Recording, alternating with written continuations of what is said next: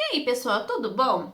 Imagine você ir para a cama para uma noite tranquila de sono e acordar sendo carregada nos braços de um completo estranho. E estranho esse que não tinha nenhuma boa intenção e que naquela noite mudaria sua vida para sempre. Essa é a história de Jennifer School, de apenas 8 anos, que teve sua garganta cortada, perdendo completamente a capacidade de falar e largada para morrer. Porém, por força maior, essa menina sobreviveu e, inclusive, ajudou a solucionar o seu próprio caso.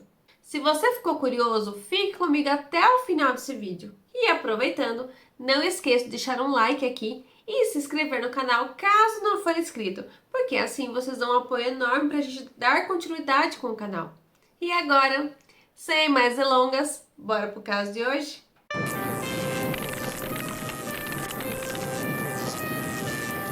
Jennifer School nasceu em 1982 e vivia com sua mãe em um pequeno apartamento térreo na cidade de Dixon, no Texas. Ali vamos considerar que não era um ótimo lugar, não era um dos mais seguros para se morar. Era um espaço modesto, mas as duas viviam felizes. Eram tudo que tinha uma para a outra. E em 1990, Jennifer tinha apenas 8 anos e estava na segunda série. Era uma menina bem carismática e cheia de energia que adorava a escola e tinha muitos amigos. Com seus olhos claros e cabelos escuros, era uma criança vibrante, curiosa e sempre alegre. Jennifer sempre teve medo do escuro e, por isso, costumava dormir com sua mãe todas as noites. Mas, na madrugada de 9 de agosto de 1990, ela estava especialmente agitada, se mexendo muito na cama enquanto dormia. E por volta das 12h30, Ellie, mãe de Jennifer, acordou incomodada e, com carinho, pediu que apenas naquela noite a filha fosse dormir em seu próprio quarto, pois precisava descansar, já que teria que acordar cedo para trabalhar.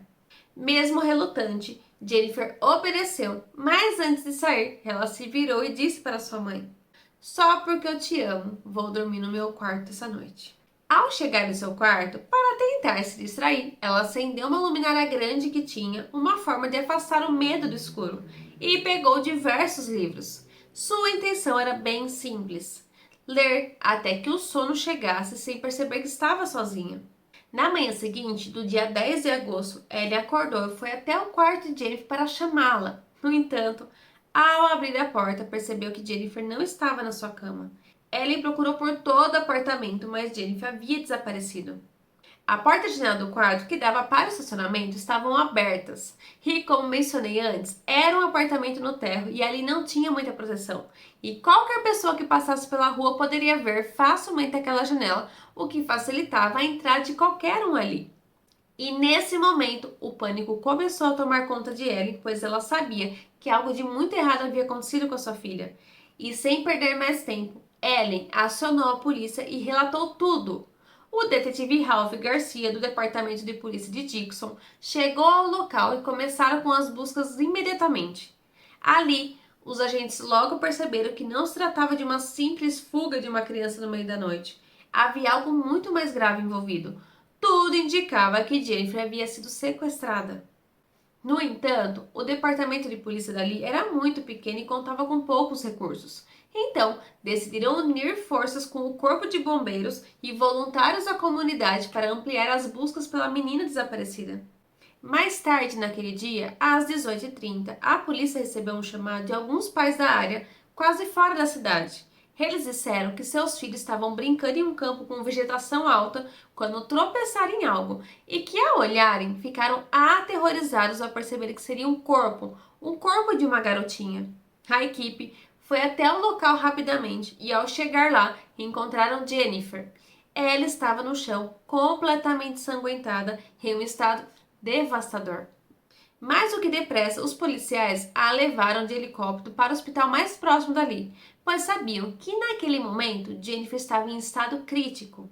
As feridas eram tão graves que a sobrevivência dela parecia improvável, e cada segundo contava para tentar salvar a sua vida. A garganta de Jennifer foi cortada de orelha a orelha, mas felizmente o corte não havia pego nenhuma artéria importante, o que a manteve viva. Mas o corte foi tão profundo que prejudicou as suas cordas vocais, fazendo com que a chance dela voltar a falar de serem zero.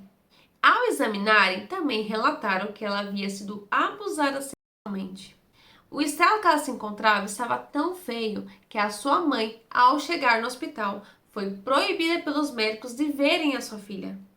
Os médicos estavam fazendo o possível para estabilizá-la e tentar garantir sua sobrevivência. Seu corpo estava inteirinho coberto de picadas de formiga e ela tinha arranhões profundos nas costas. Ela foi levada imediatamente para a cirurgia, que acabou sendo bem sucedida. Ela estava estável, mas ainda em um estado crítico. À medida que Jane foi recuperando a consciência, seu comportamento começou a mudar e era evidente que ela estava com muito medo. Ela estava extremamente assustada e agitada, completamente consciente e em alerta. O departamento de polícia de Dixon enviou um esquadrão inteiro para proteger e garantir sua segurança no hospital, temendo que o sequestrador tentasse terminar o que começou.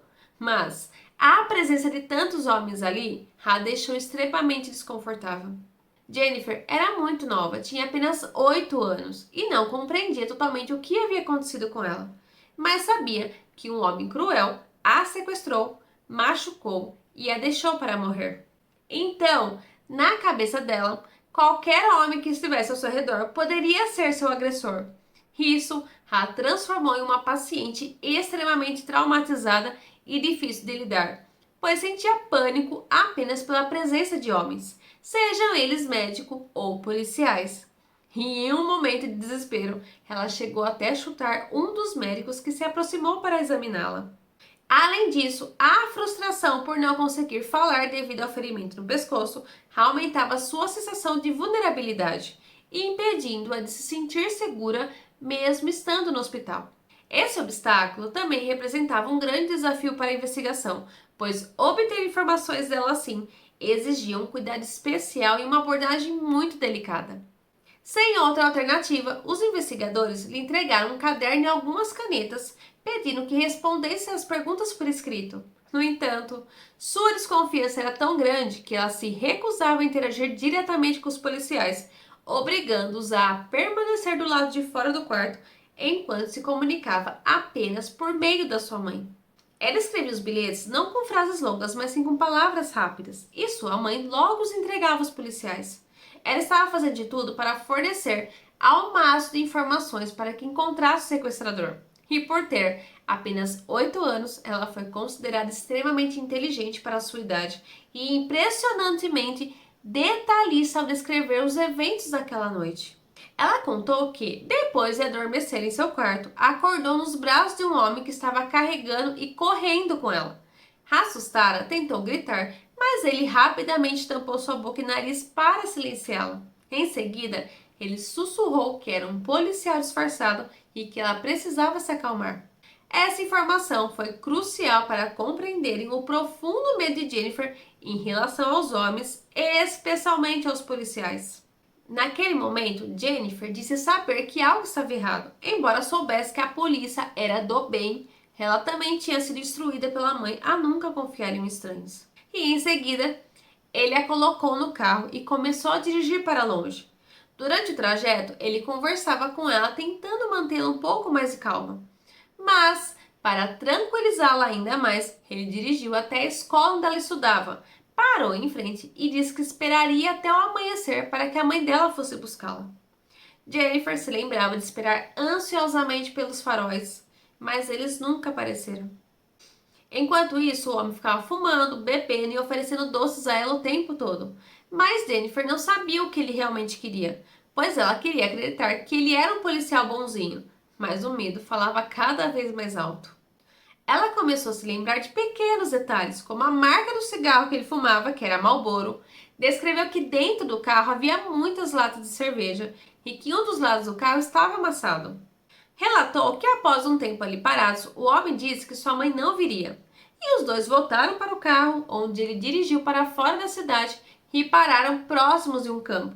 Foi então que Jennifer começou a fazer um monte de perguntas a ele, tipo questionando, já que ele era policial, então perguntou: onde está sua arma? Onde está seu distintivo? E, inclusive, até o nome dele. Até disso ela conseguiu lembrar. E o homem então respondeu que seu nome era Dennis e que sua arma estava no banco traseiro do carro.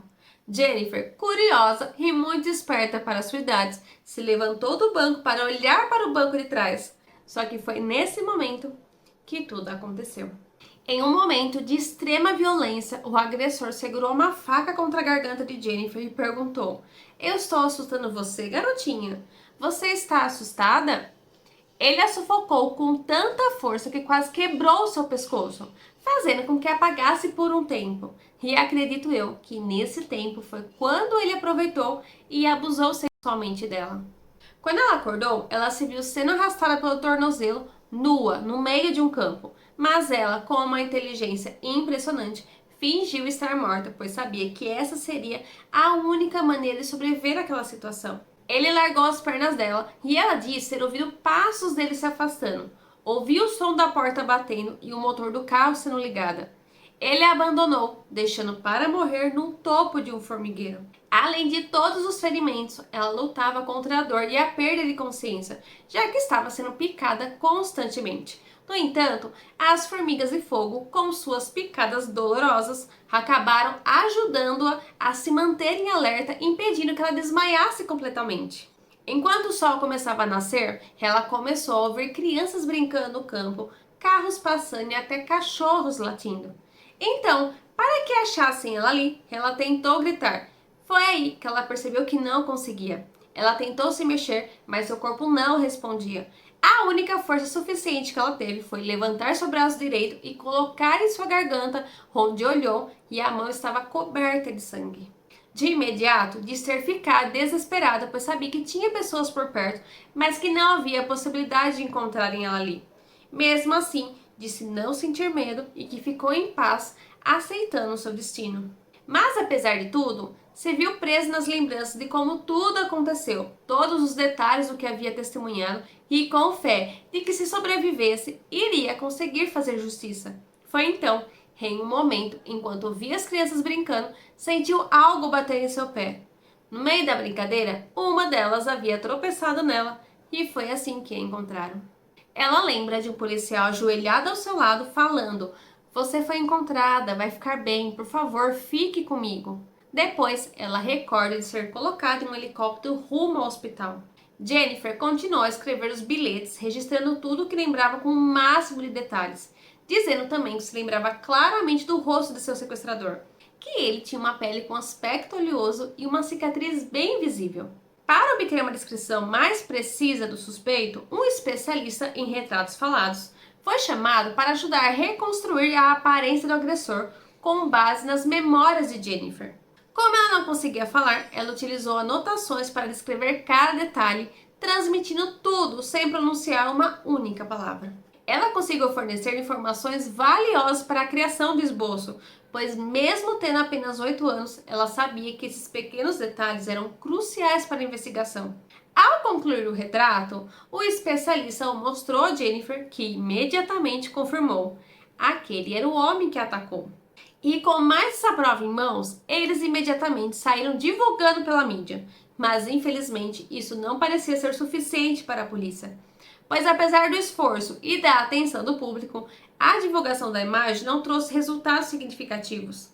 A única evidência que a polícia conseguiu coletar foram algumas peças de roupas, tanto de Jennifer quanto do agressor, encontrados na cena do crime, mas nada que levasse a uma identificação clara do suspeito. Jennifer, a cada hora que passava, sentia-se mais frustrada por depender apenas da escrita para se comunicar.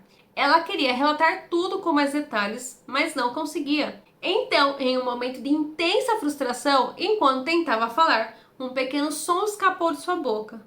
E na hora, todos ali ficaram surpresos, pois suas cordas vocais haviam sido literalmente partidas ao meio, e nenhum médico acreditava que ela pudesse recuperar a voz. No entanto, contra todas as expectativas, elas começaram a se regenerar. E ainda no hospital, Jennifer recuperou sua voz e desde então ela disse que nunca mais ficou no silêncio. Logo depois disso, ela recebeu alta do hospital e voltou para casa. No ano seguinte, Jennifer voltou à escola, mas voltou super apreensiva. Ela agradecia por, apesar do crime bárbaro que havia sofrido, graças a Deus ela sobreviveu. Mas o agressor ainda estava lá fora, solto. Por mais que estivesse tentando seguir a sua vida, a angústia e o medo de que ele soubesse que ela havia sobrevivido era gigante. Só que a Jennifer não estava sozinha. A comunidade da pequena cidade estava em pânico também, sem saber a verdadeira identidade do agressor.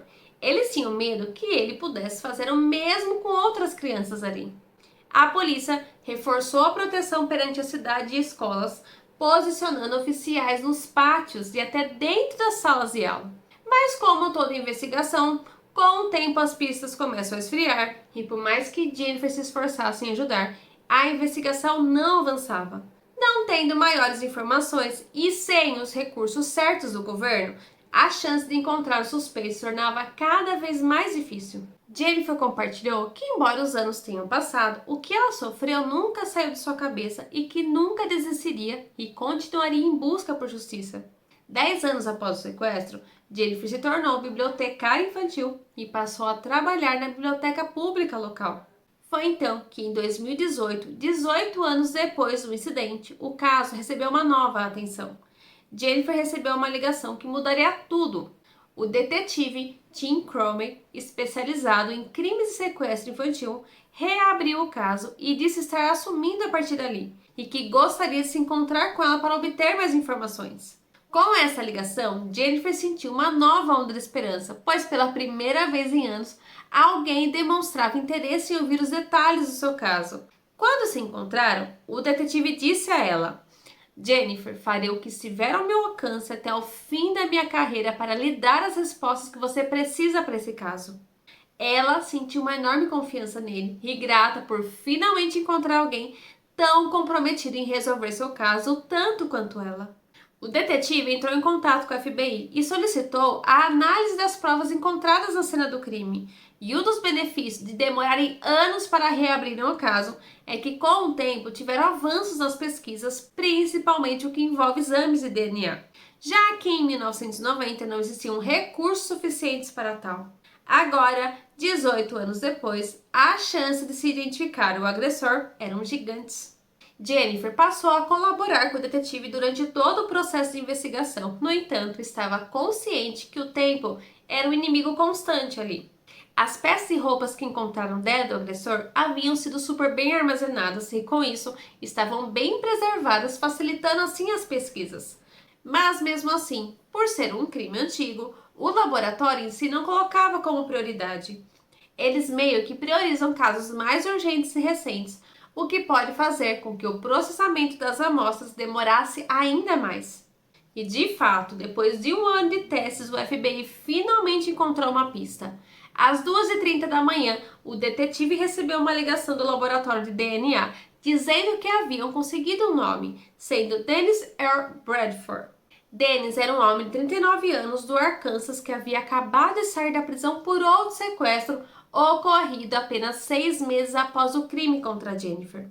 7 anos depois, ele foi preso novamente por abusar sexualmente de uma mulher em um bar e mais tarde ele acabou atacando outra vítima, estrangulando e cortando sua garganta da mesma forma que fez com Jennifer. Ou seja, ele já havia cometido uma série de crimes horríveis e absurdos. E foi a partir desse último crime que seu DNA foi registrado na base de dados nacional, permitindo que finalmente fosse ligado às evidências coletadas no caso de Jennifer. Aí, de acordo com essas informações, eles resolveram revisar todos os bilhetes que Jennifer havia escrito na época do crime. E lá, ele encontrou exatamente o nome que ela havia relatado, que seu sequestrador se chamava Dennis. Eles ficaram super impressionados como uma menina com apenas 8 anos na época lembrava de tantos detalhes, mesmo com todo o trauma que viveu, estava à base de analgésico e ainda por cima não conseguia falar. Era surreal a maneira que ela lembrava perfeitamente de tudo. Mas isso não basta. Eles receberam uma cópia da carteira de habilitação antiga do agressor e a foto, surpreendentemente, batia exatamente com o retrato falado que Jennifer havia descrito anos atrás. E o pior, pela antiga habilitação dele, eles descobriram que Dennis possuía 2 endereços em Dixon naquela época do crime. E ambos eram muito próximos onde Jennifer morava com sua mãe. O que se torna muito esquisito aqui, já que ela havia conseguido escrever Dennis com riqueza e detalhes no desenho, como é que ninguém por ali da vizinhança não tenha o reconhecido? Como ele ficou escondido durante toda a investigação? Com essa evidência incontestável, a polícia rapidamente obteve um mandado de prisão contra Dennis, e não foi difícil encontrá-lo. Dennis foi preso às 6h50 da manhã enquanto estava a caminho do trabalho acompanhado de sua esposa. Eles o levaram para a delegacia sem revelar imediatamente o motivo da prisão.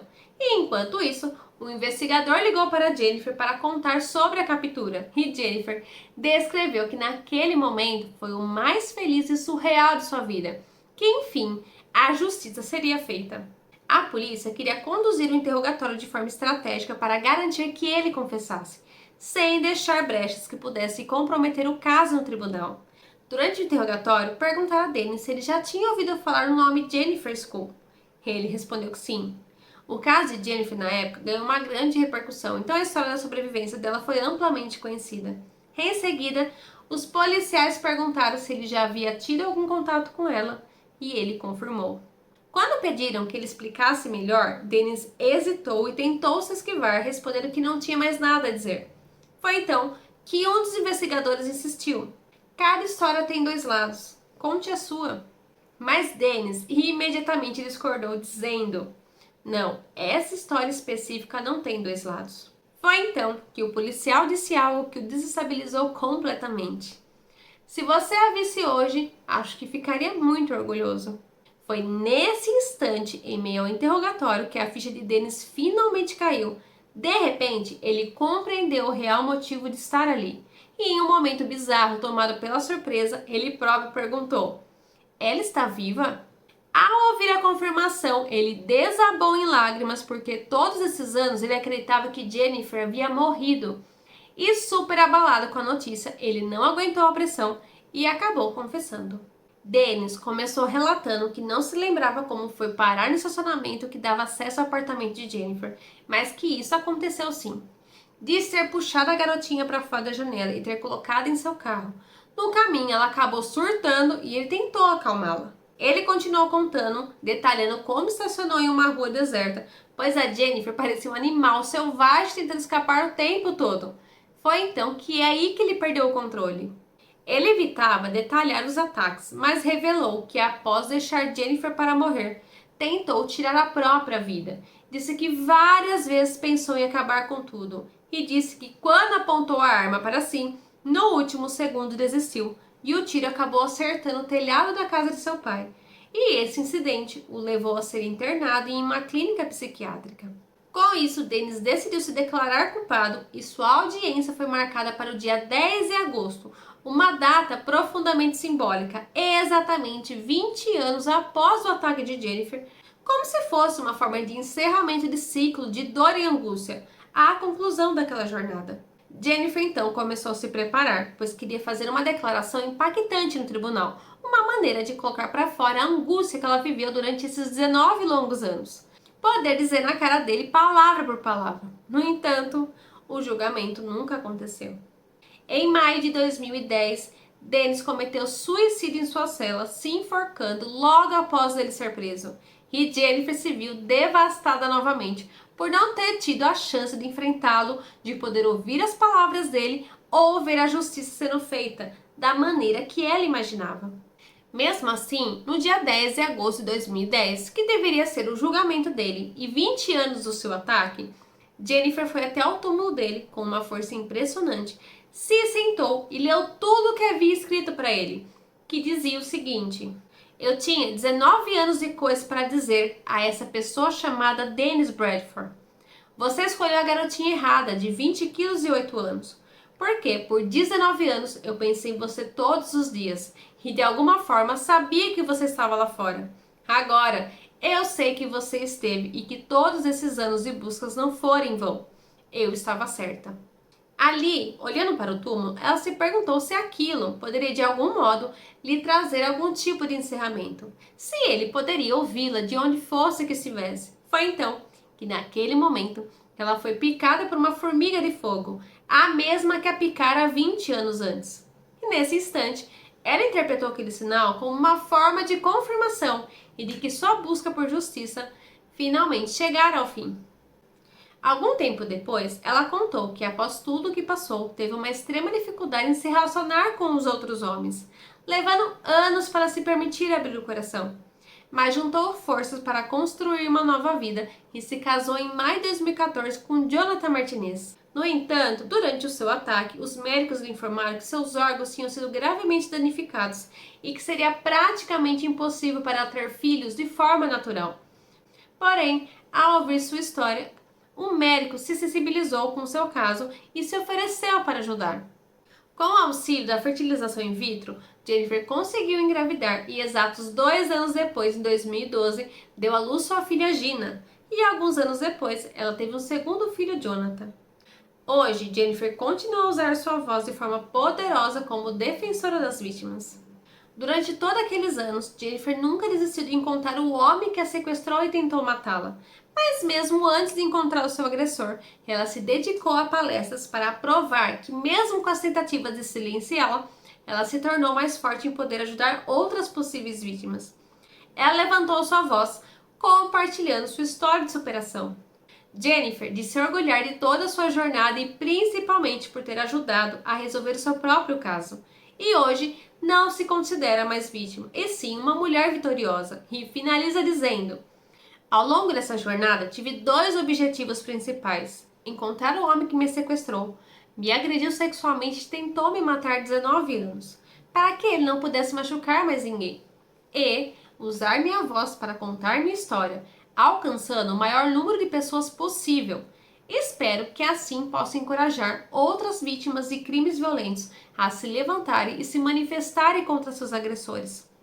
Hoje, posso dizer com muito orgulho que alcancei ambos os objetivos. Espero que meu caso seja lembrado como um lembrete para todas as vítimas de crimes violentos. Nunca percam a esperança na busca por justiça. Não importa quanto tempo leve ou quão difícil seja. Com determinação e coragem, usando sua voz, é possível fazer a diferença, mesmo que as cicatrizes nunca desapareçam. Gente, apesar de todo o começo trágico que Jennifer tenha passado, no fim, vamos dizer que foi um final feliz até.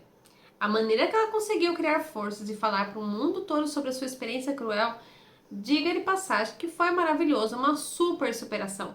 E eu fico muito feliz por ela. Caso vocês queiram saber mais, existem milhares de vídeos dela, depoimentos online por aí. Ela relata muita coisa nos vídeos. E é isso, gente. Peço, se gostou do vídeo, deixe um like e se inscreva no canal. Assim nos fortalece muito aqui. E me deixe nos comentários o que vocês acharam dessa história. Vocês já conheciam esse caso? Caso queiram ver algum outro tipo de caso específico, comentem também aqui. Quem sabe esse não seja o meu próximo tema de vídeo. E eu vou ficando por aqui e até a próxima. Tchau!